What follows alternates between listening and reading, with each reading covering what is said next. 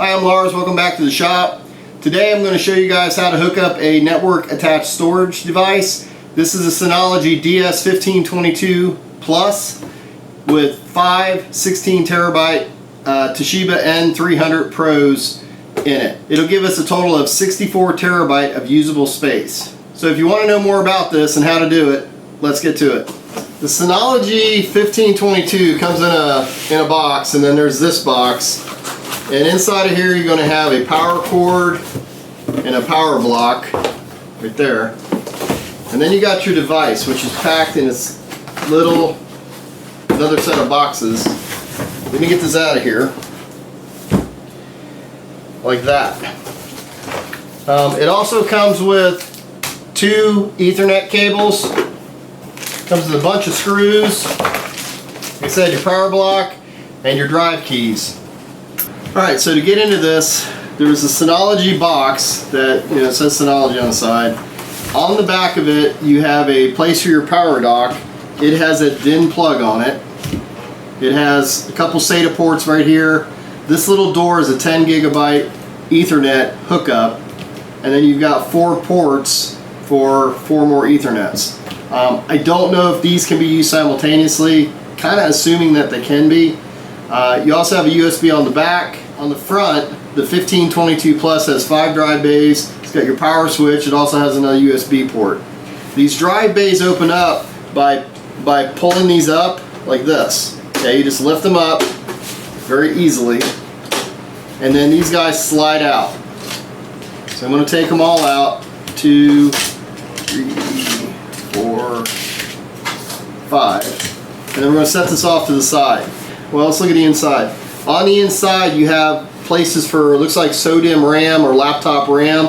I've already got a stick in here because I ordered it with it, and it's an 8 megabyte stick. Now that is an 8 megabyte cache, so when you're trying to process stuff, it'll load stuff into there quicker.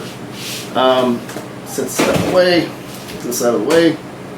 In order to put a drive in, you need to pick up a bay, hold it so the face is open toward you, and pull with your fingers on the front of it. This will release the rails on the side.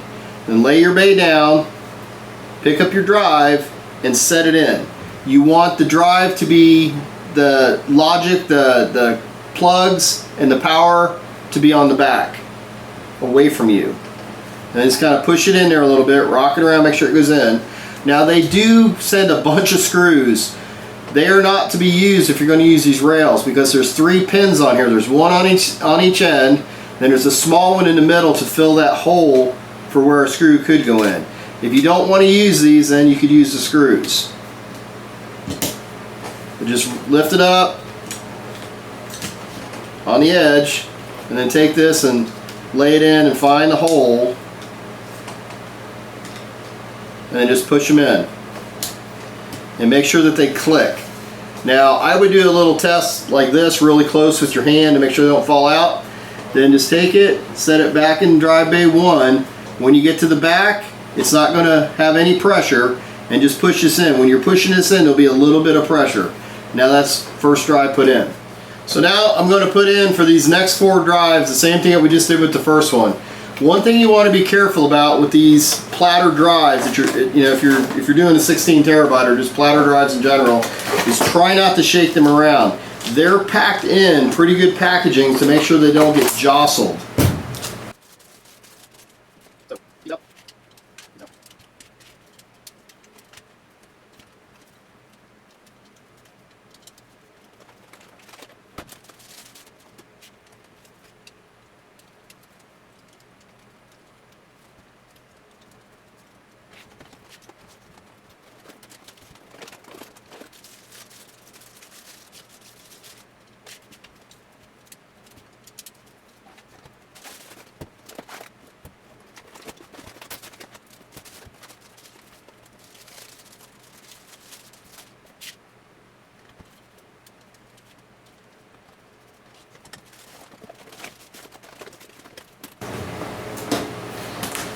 And that's it. Now at this point, this thing just became a lot heavier. Make sure you take your key and keep this in a very safe place. Put it in, turn it down. So it goes in horizontal like that. Like this, it's facing like that. Just turn it down on each one clockwise.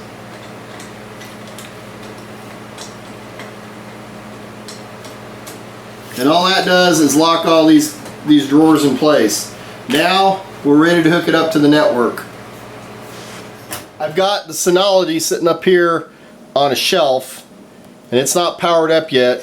And I put a Netgear switch right here with the two plugs going up to the Synology, and then I brought another little micro machine in here, and everything's hooked back up. Now your situation may be a little different, that's why I didn't film all this, and I'm sure no one wanted to see me crawling around on my belly and trying to put stuff in and whatever. So this is the network being put together. The book that they give you kind of goes through a lot of stuff, but then it stops totally. And at the end of it, it says, if I can find it, 2, 3, 4, here. On the last page of this, it says, in the PC client, go to the web browser and say find Synology.com or Synology NAS :5000, or you can use your mobile phone for Mac or Android to locate it. Now it doesn't say anything in here at all about how to run the software. So this is going to be interesting, but I'm going to bring you guys through what I'm doing so that you can see everything happen, and I'll just record from the screen at this point. So when I first opened up the browser, I typed in findsynology.com, and I forgot the period. I missed the period here in the URL. So what happened is my machine went into a virus kind of thing. I powered it down real quick. I got a little bit of protection from that with antivirus and whatnot. But there is a period between find and Synology. As soon as you type in find.synology.com, you're going to end up getting switched over to HTTPS find s or findssynology.com. That is legit. Now, you're going to pick up two different IP addresses or multiple IP addresses, MAC addresses. It looks like I've got two of these, but I don't. I believe that it's only going to find one of them, and these are going to get set up the same since they have the same MAC address. So, but since they're going through the switch and each port has its own address, I can pick any of these. So I'm going to say pick one and hit connect. And of course, you're going to go through the whole license agreement. I have read it. Doesn't really matter if you read it or not. You can't use their software without it, so everyone just speeds through it. Welcome to Synology. This is the thing that you have. We're going to hit install. I could hit device info down here, and it would tell me my IP address I'm going to, which is nice. And then I'm going to go and say install. Automatically download the latest version from Synology website. I think I'm going to do that because I really don't want to download it myself. All data will be deleted. Well, that's good because I don't have any data on it. We're going to hit OK.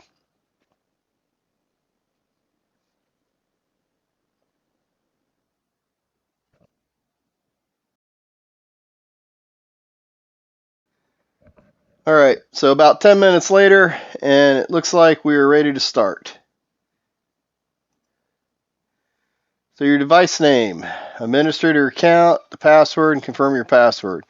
So the device name. All right, so the name we're going to name this thing is Venus. Administrator account, we're going to keep as admin. Password looks like it's weak. So we're going to make it a strong password and continue. Okay, so they don't want me to use the same name as the administrator account. All right, so apparently I figured out a username and a password. You can save that into your browser. Select an update option for your Synology. Automatically install, import DSM, and package updates only. That's what's recommended. Typically, I end up going with things that are recommended. Manually installing them, it's probably not a good idea anyway because it will never get done. Create a Synology account to receive more benefits. Secure sign-in service. Supports local logins using mobile devices, hardware security keys, take control of Synology services, around the clock monitoring protection. Okay, I'm going to say create. I highly recommend if you ever set one of these up, do not click on Facebook or something, because if someone hacks your Facebook account, you're not going to be happy. And it gives you some sort of a verification code. By the way, if you guys have not realized this at this moment, Microsoft and other companies are doing away with passwords, and they're going to have you 100% of the time is going to be you put in your email address, and then you're going to have to use that for your MFA or multi-factor authentication. Lawrence would be great. Home. I'll go home. Password. Could create a strong password for this. Yeah, that would be great. It's something I just will never remember. Still verifying that I'm human.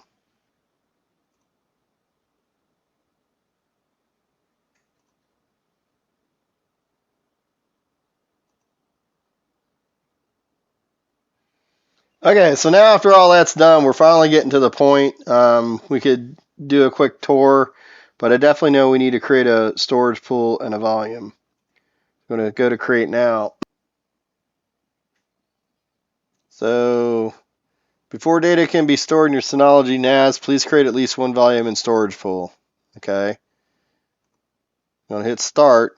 Now, there are many different ways you can do this with RAID types, and there's an SHR, SHR2, RAID 1, 5, 6, and RAID 1, 0. This is not RAID 10. Basic, I think, is just like all of the drives are sitting there ready to go. JBOD and RAID 0. RAID 0, I think they're all, you get the full kit and caboodle. So since we have 5 16 terabyte drives, I believe that would be 80 terabyte. Every one of these RAID are set up a little bit differently. RAID 0, I believe, will give you 0 fault tolerance, minimum 2 drives. RAID 0 combines 2 more drives, increased performance. And capacity provides no fault tolerance. So it's non-critical and whatnot. We're not going to use that. Then you have RAID 1 that is more of a mirror, if you will. You get 2 drives. One of them can fail, but then you got to replace it, and then that gets copied back over. There's RAID 1.0. It's not RAID 10. It gives you the benefits of RAID 1 and RAID 0. It reads and writes performance increase, but only half of the total capacity of the data is stored. So basically, you have minimum of 4 drives. You're going to lose 2 of the drives for as far as data, because 2 of them are going to be backups, and 2 of them are going to be mirrored. So if you got drive 1, 2, 3, 4, 1 will get backed up or mirrored to 3, and 2 will get mirrored to 4. If you go with RAID 5, it gets a little better. You get 3 drives, but basically it's spread over 3 drives. But if one drive fails, you can pull that one drive out and put a new one in, and it will rebalance everything back out and figure out where everything is. Now, SHR and RAID 5 are the same as far as fault tolerance. They each give you one drive can fail. The difference is SHR, you can have a minimum of 1 drive, and I'll get into that in a minute.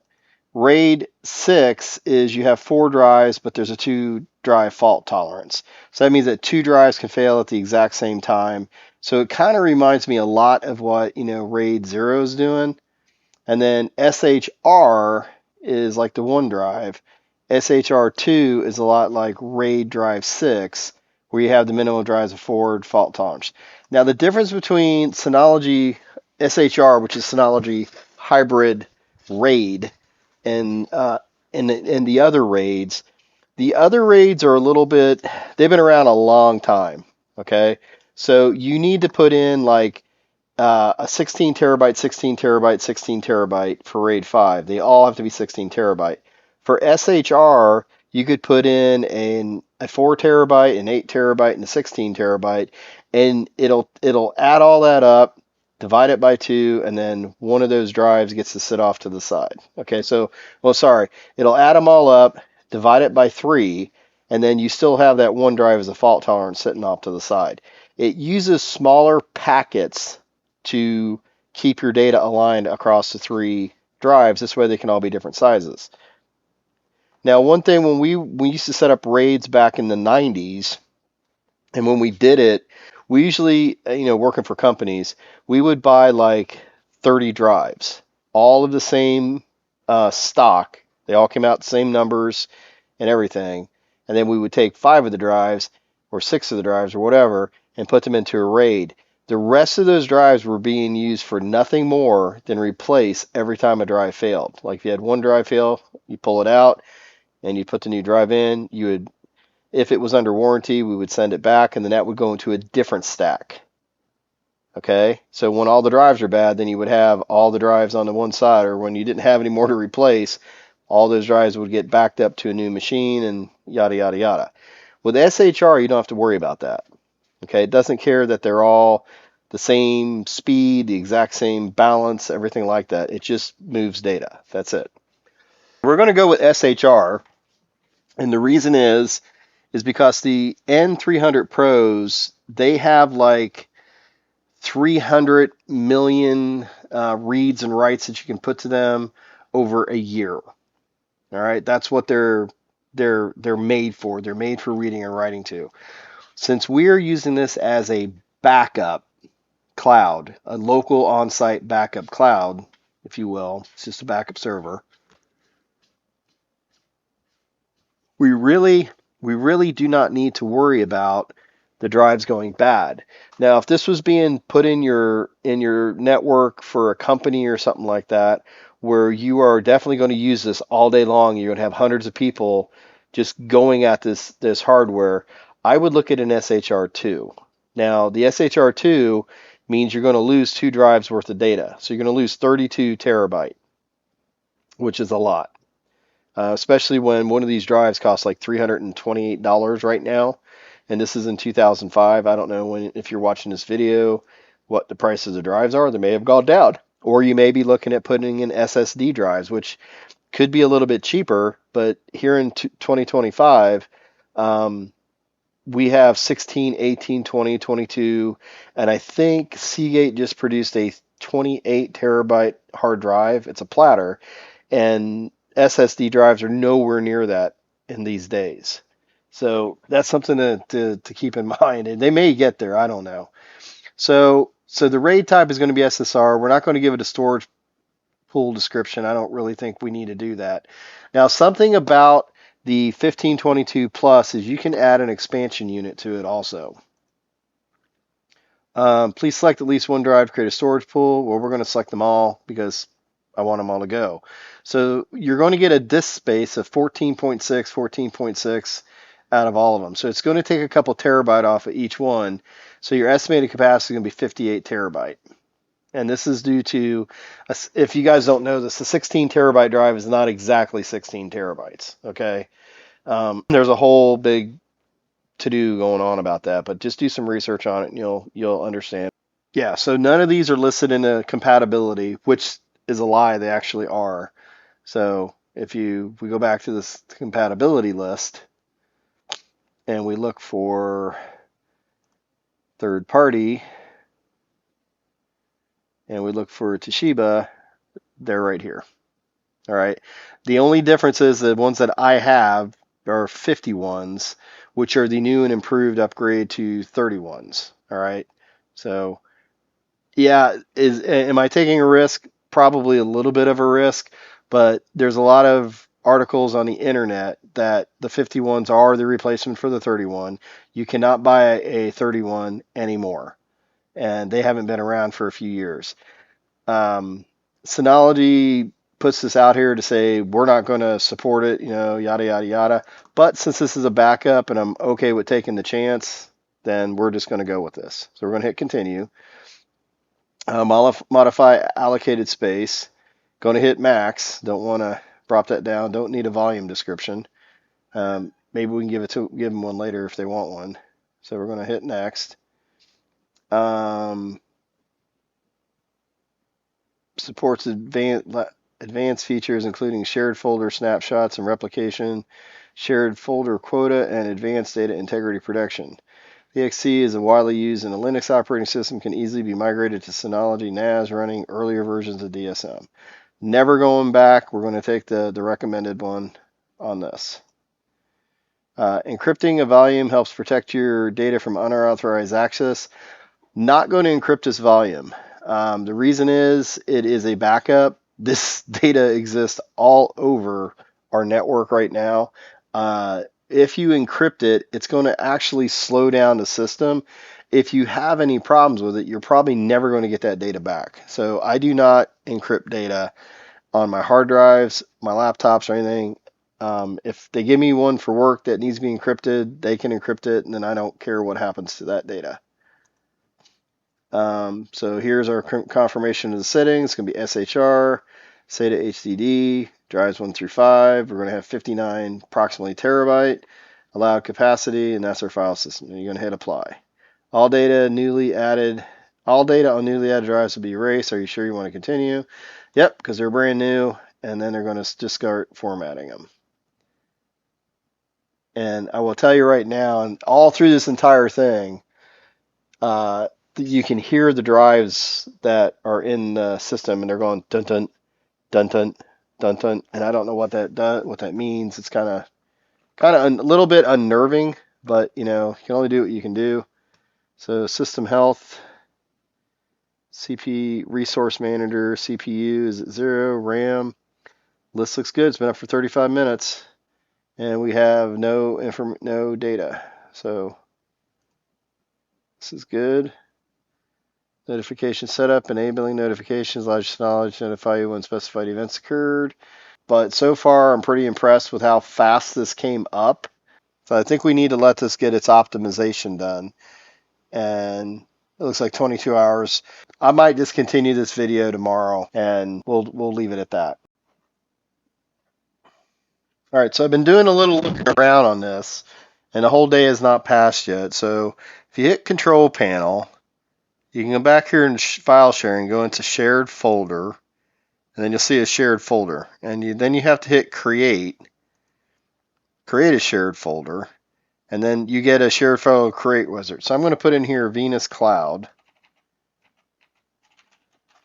This is just going to be the root of the volume. I'm not going to restrict this administrator's errors. I'm not going to hide this. I'm going to enable a recycle bin. I'm not going to hide subfolders from users without permission if you're at this level. So we're going to hit next. Not going to encrypt it. Not going to protect this with write once. We're just going to say skip. Enable data checksum for data integrity. Find file self-healing and data scrubbing. Enable shared. Not going to do any of that. We're just going to drop this in, and we're going to hit next. Okay, so admin is preview read write, group read write, guest is no access at all, LS Thurman is read write, and we're going to hit apply.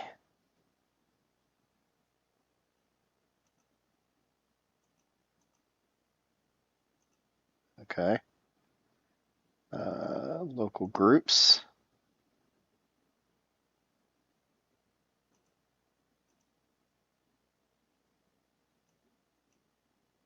Okay. Local users, hit apply. All right, so there's a shared folder. Still trying to figure out how to get to it. I still need to be able to map a drive. So let me see if I can get a drive mapped.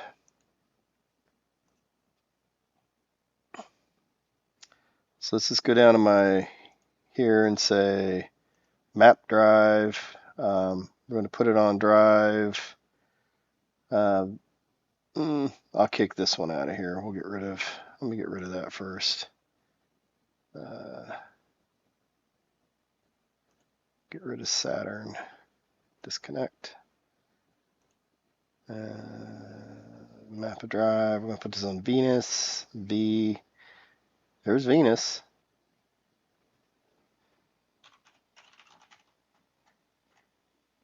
Oops.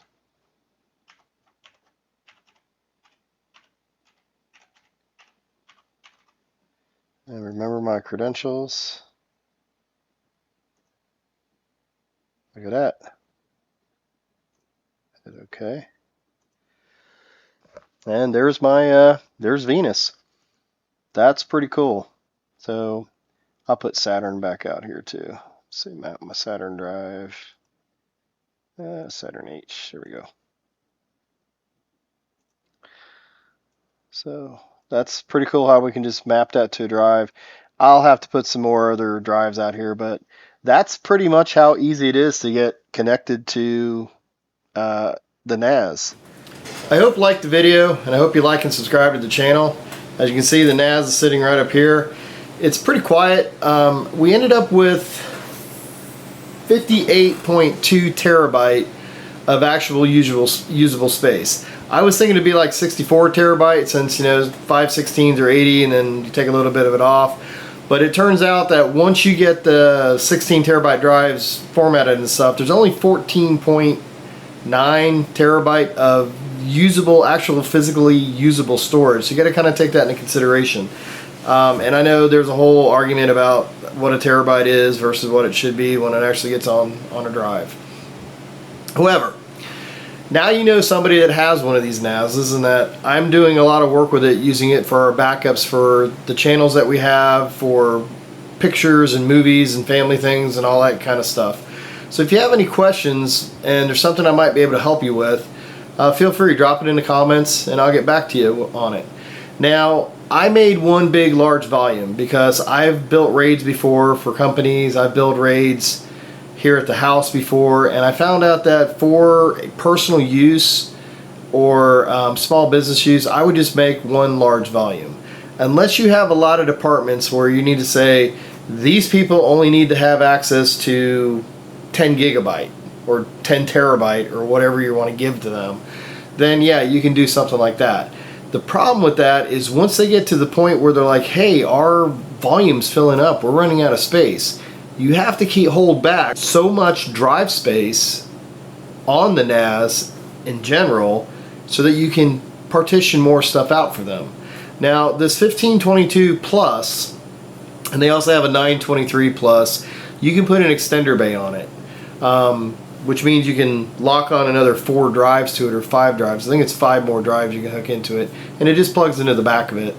And doing that, you can have another 5 drives. Now, if you ever do an extender on something like this, you're going to want to use 2 drives, because 5 drives, 1 replaceable disk drive is good.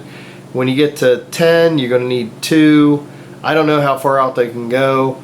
I don't know if anyone is going to have 128 terabyte of drive space needed for a backup or for use in your company.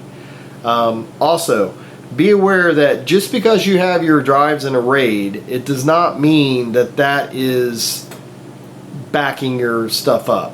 This is actually being used as a backup for other servers that are in our office. So you're always welcome back here at the shop, and as always, have a nice day.